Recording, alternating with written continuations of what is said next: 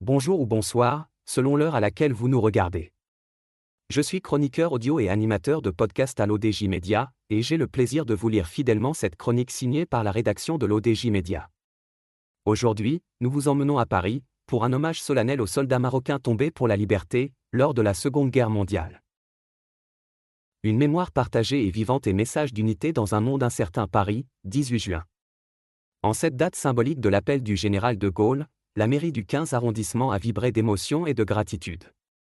Entouré d'élus, de représentants consulaires et d'élèves du lycée professionnel Robert Keller, le maire Philippe Goujon a rendu un vibrant hommage aux soldats marocains ayant combattu aux côtés des forces françaises pendant la Seconde Guerre mondiale. L'auteur poursuit, dans la salle Saint-Lambert, pleine de solennité, l'allocution du maire a fait écho à un devoir de mémoire essentiel, celui de ne jamais oublier les sacrifices de ceux qui, venus d'ailleurs, ont versé leur sang pour libérer la France de l'occupation nazie. Le maire a tenu à souligner la fidélité du peuple marocain à la France, dès les premières heures du conflit. Il a rappelé avec force les paroles du sultan Mohamed V, qui dès 1939 appelait à un soutien total et inconditionnel à la France, offrant les ressources et les hommes du royaume sans réserve. L'auteur ajoute, ce soutien ne fut pas qu'un engagement moral. Il s'est incarné dans le courage de plus de 10 000 soldats marocains tirailleurs, goumiers, spahis qui se sont illustrés sur tous les fronts, de la Corse à l'Allemagne, en passant par l'Italie et la Provence. Leurs combats, notamment dans les montagnes des Aurunci ou à Monte Cassino, ont marqué des tournants décisifs de la campagne d'Italie.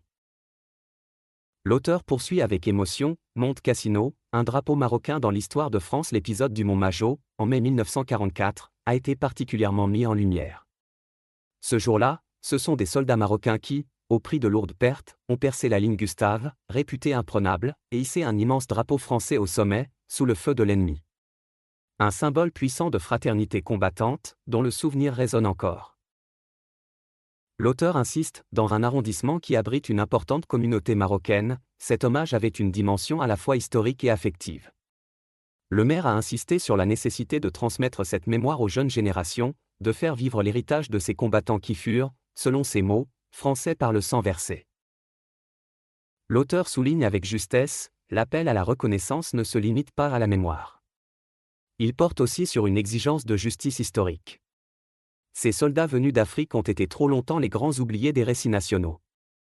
Les commémorer aujourd'hui, c'est réparer une part d'oubli collectif.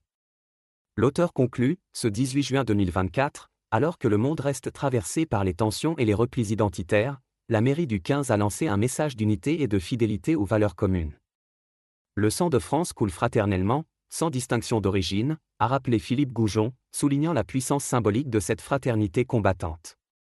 En clôture, le maire a lancé un appel, ne les oublions pas. Et que leur exemple soit vivant à jamais.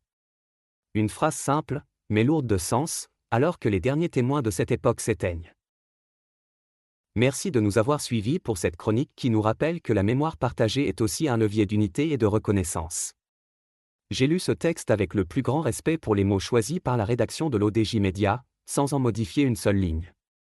On se retrouve très bientôt pour une nouvelle chronique, toujours plus fidèle à notre mémoire collective et à notre devoir d'information.